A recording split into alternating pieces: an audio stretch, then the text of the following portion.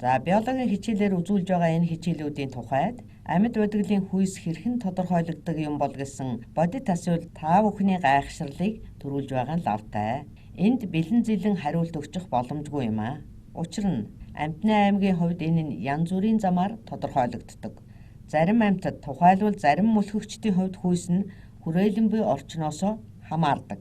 Гэхдээ бүх мөлхөгч амьтад биш шүү. Зарим тодорхой зүйлдэл ийм тохиолдол байдаг. Жишээ нь үр хөврөл хөгжиж байгаа орчны температур ирээдүйн амьтны хүйсэд нөлөөлнө гэсэн үг. Өөрөөр хэлбэл эр эсвэл эм амьтан гарах эсэх нь орчны температураас хамаардаг байх нэ.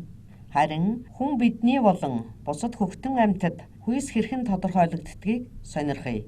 Тэгвэл тэдний хүйс удамшлын замаар тодорхойлогддог. Сүүн тэжээлтэн амьтдад хүйс удамшдгийн бол эр аллeel, эм аллeel гэж тус тустай байх уу гэсэн асуулт аяндаа танд төрөх байх.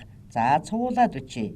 Гэхдээ энд эрэгтэй хүнийг эмэгтэй хүнээс ялгах маш олон шинж тэмдэг байна. Тэгэхээр хамтдаа ажиллаж илэрч байдаг генүүдийн цогц байж болох юм. Таны хоёр дахь хариулт илүү зөвч байж магад. Үүнийг зөвхөн генүүдийн бүрдэл тодорхойлдог бай. Хэрэг дээрээ үүнийг бүхэл бүтэн хоромсоом тодорхойлдог юм. За, бөөм зуръя.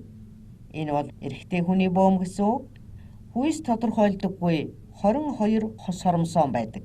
Энд 1 гомлог, 2 дахь гомлог, 4 дахь, 5 дахь, 6 дахь гомлог хоромсоом гэх мэт. За жаахан товчлцгаая. Тийм ээ. Танд ийм 22 хос хоромсоом байгаа. Энд байгаа энэ 22 хос хоромсоомыг аутосомын буюу биеийн хоромсоомууд гэдэг. Эдгээр нь биеийн янз бүрийн шинж тэмдгүүдийг кодолдог хоромсоомын стандарт хосууд болно. Энэ хосууд нь гомлог хосууд.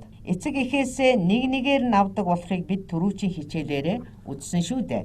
За тэд ижил зүйлүүдийг, генийн ижил хувилбаруудыг кодолсон байх албагүй. Харин ижил генийг л кодолсон байдаг.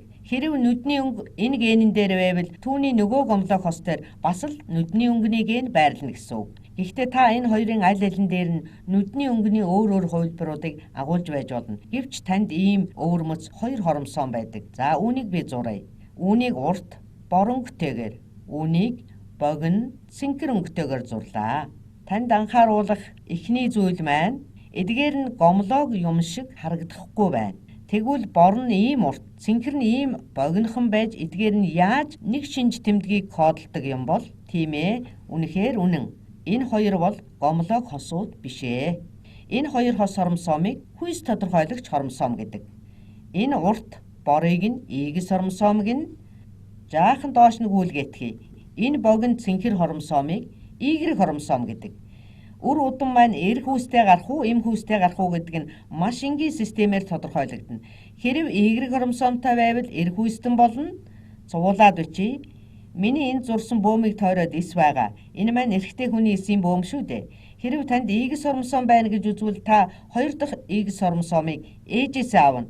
Эгс хоромсоомыг ээжээсээ аваад игрэг хоромсоомыг аваасаа авбал эрэгтэй болно. Хэрвээ ээжээсээ эгс хоромсоомыг ааваасаа мөн эгс хоромсоомыг авбал эмэгтэй болно. Бид үүнийг пенетийн тор зурж бүр илүү бодитойгоор үзүүлж болно. Пенетийн тор маань маш хялбар тор байх боловч боломжтой бүх хувилбарууд энд гарч ирдэг. За энд ээжийн маань хүйс тодорхойлох хоромсоомын генотип байна. Түүнд 2 ширхэг эгс хоромсоом байгаа. Аавд эгс ба игрэг хоромсоом байгаа. Үүнийг том үсгээр бичье. За ингээд тороо зуръя. Үр удамд ямар хослууд гарч ирэх нь вэ? Зүйтэй. Ааваас ирж байгаа эгс хоромсоомтой ээжийн нэг эгс хоромсоом хоршвол энд эмэгтэй хүйс үүснэ. Энэ эгс хоромсоомд ээж бас эгс хоромсоомоо өгнө. Мөн л дахин эмэгтэй хүйс төрөх болно. Тийм ээ. Ээжээс дандаа л эгс хоромсоом ирж байна. Тэгвэл ааваас нэг бол эгс, үгүй бол игрэг хоромсоом ирнэ. Энэ тохиолдолд игрэг хоромсоомоо өгнө. Тэгэхээр эдгээр нь эмэгтэй, эдгээр нь эрэгтэй байх болно. Их сайхан гарч байна. Тал нь эрэгтэй, тал нь эмэгтэй гарч байна. Гэхдээ дараах зүйлийг харуул маш сонирхолтой нэлээд хоржоонтой асуудал гарч ирнэ. Үр удам нь эр эсвэл эм байхыг хэн нь тодорхойлоод байна? Ээж үү, аав уу? Тийм ээ. Ээж дандаа л нэгэн төрлийн буюу эгс хоромсоомыг өгдөг. Ээжийн өндгөн ээжийн гамет нь генетикийн хувьд гаплоид бүрдэлтэй учраас ээж бол үр удмын хүйс тодорхойлоход оролцдоггүй байх нь харагдаж байна. Үүнийг эцгээс гарч байгаа эр билгийн олон эсүүдэл тодорхойлно. Маш олон эр билгийн эс гарч өндгөн эс рүү хурдалцгаадаг. Тэдгээрийн зарим нь X хромосомтой, зарим нь Y хромосомтой байдаг. Хэрэв энэ залуу уралдаан төрүүлбэл охин гарлаа гэсэн үг. Хэрэв энэ сперм буюу эрс уралдаан төрүүлж өндгөн эстэй нийлж үр тогтоовол эрэгтэй хүүхэд гарнаа. Хоржоонтой гэж хэлсний маань учрыг түүхэндх хамгийн том жишээ болж үлдсэн 8 дугаар Генри хааны тохиолдлоос харж болно. Гэхдээ энэ нь зөвхөн хаадч тохиолдоод байдаг асуудал биш ээ. Манай соёл иргэншлүүдийн ихэнхит нь эрчүүд давуу эрхтэй байсан нь бараг үнэн. Үүнээс үүдээд гэр бүлийн удмыг залгамжлах эр хүнийг илүүд үзсээр ирсэн юм а. Харин 8 дугаар Генри хааны хувьд бүхэл бүтэн улс орны асуудал хувь заяа болж байжээ. Тэд маш их бухимдаж дандаа охин хүүхэд төрүүлдэг эхнэрүүдээ буруутгаж байсан байна. Гэвч энэ бүхэн нь зөвхөн тэдний өөрсдийнх нь буруу байсан юм. 8 дугаар Генри хаан болон Анна Болен хоёрт тохиолдсон олонний мэдих түүхийг ярья. Би энд шинжээчийн үүднээс ярих гээгүй. Ерөнхийдөө анхаарал татсан зүйл бол Анна түүнд удам залгах хүү төрүүлж өгөөгөөс болж тэд байнга муудалцдаг байжээ. Бүх зүйл өөрөөс нь хамаарч байсан хэдий ч эцэст нь 8 дугаар Генри хаан үүнийг Аннагийн толгойг авах шалтгаан болгосон байдаг. Магадгүй тэр хаан ийм гентэй эр билгийн эсийн оронд ийм гентэй эс олныг бий болгодог байсан ч байж болох юм. Удам залгах эрэгтэй хүүхдийн ген зөвхөн Генри хаан өөрөөс нь гарах ёстой. Гарсан охтууд нь түүний хүүхдүүд байсан гэж үзвэл энэ бүхний буруут нь 8 дугаар Генри хаан өөрөө л байсан болж таарна. Энэ асуудал их хоржоонтой гэд байгаагийн маань учир энэ л дээ.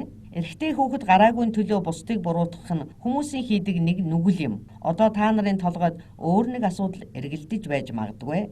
Сал энэ хромосом бүхэлдээ зөвхөн бидний хүйсийн шинж тэмдэгтэй л холбоотой юм уу? Эсвэл өөр шинж тэмдгүүдийг бас тодорхойлох уу гэдэг асуудал урган гарч ирнэ. За би хромосом зуръя. Үүнийг X хромосом, үүнийг Y хромосом гэе. X хромосом нь цөөхөн ген агуулдагч гэсэн бусад олон шинж тэмдгийг кодолсон байдаг. Энд 1500 генийн дараалал кодлогддог. Харин Y хромосомын хувьд бусад хромосомуудтай харьцуулахад хамгийн цөөхөн гентэй хромосом юм. Y хромосом дээр ердөө 78хан ген л кодлогдсон байдаг. Би үүнийг номноос л харсан юм. Түүнээс биш яг 78 гэдгийг нь хэн мэдэх вэ дээ. Гэвч энэ нь хүйс ямар байхыг тодорхойлохоос өөр хийх зүйл маш багатай нэгэн байна гэдэг нь танд нэгийг бодогдуулж байгаа байхаа. Түүн дээр SRB гэдэг ийм нэг ген байдаг. Та нар үүнийг мэдэх албагүй ч байж болно. SRB ген нь төмсөг эсвэл эр бэлэг эрхтний үүсэл хөгжлийг тодорхойлдог юм. Өөрөөр хэлбэл танд энд байгаа ген очисон бол төмсөг үүснэ гэсэн үг. Харин энэ байхгүй бол тийм зүйл болохгүй буюу эмэгтэй ур удам гарна гэсэн үг. Энэ хүртэл миний үзүүлсэн бүх зүйл хүйс тодорхойлоход үүрэг гүйцэтгэж байна. Гэхдээ энэ генүүд дээр өөр шинж тэмдгийг агуулсан генүүд бас байрладаг гэдгийг дээр дурдсан билээ. Гэхдээ зарим өвөрмөц өвчнөтэй холбоотой тохиолдлууд хүйс тодорхойлагч хромосом дээр агуулгаддаг. За үүний жишээ нь өнгөний сохор буюу дальтонизмын өвчний ген зүйсээр орно. Эдгээр өвчнийг нөхцөлдүүлж байгаа генүүд нь бэлгийн хромосом буюу хүйс даган удамших мутац хувьслын тухай ярьж байгаа хэрэг болно. Өөрөөр хэлбэл өнгөний сохор өвчнийг үүсгэдэг мутацийн тухай буюу улаан ногоо өнгийг андуурдаг өвчин. Би үүнийг ногооноор тэмдэглэе, баг зэрэг тохиромжгүй байж болох юм. Өнгөний сохор ба гемофил. Гемофил гэдэг нь цусны бүлэгнэлт алдагддаг өвчин. Дээр дурдсан хоёр өвчин бол хүйс даган удамшдаг мутац буюу эмгэгүүд болно. Үнэн дээр хэд хэдэн төрлийн гемофил байдаг. Гэхдээ л гемофилийн үед цус зүй зохистойгоор бүлгэнхээ болдог. Гэхдээ энэ хоёр мутац хоёулаа X хромосом дээр явагддаг. Эдгээр нь рецессив мутацууд болно.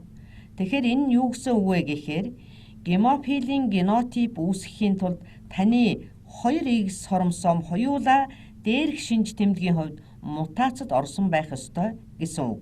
Жишээ нь энд нэг эмэгтэй байна гэж бодъё. Энэ түүний генотип нь байна. Түүний нэг ширхэг X хоромосом нь хэвийн, үүнийг зүгээр л том X-ээр тэмдэглэе. Нөгөө X хоромосом нь гемофилийн мутацтай байна. Үүнийг ингээд тэмдэглэчихье. Тэгэхээр энэ эмэгтэй зөвхөн Т-ч байх нь. Энд байгаа түүний генотипийг харахад гемофил өвчнгөө буюу хэвийн цусны бүлэгнэлтэй байна.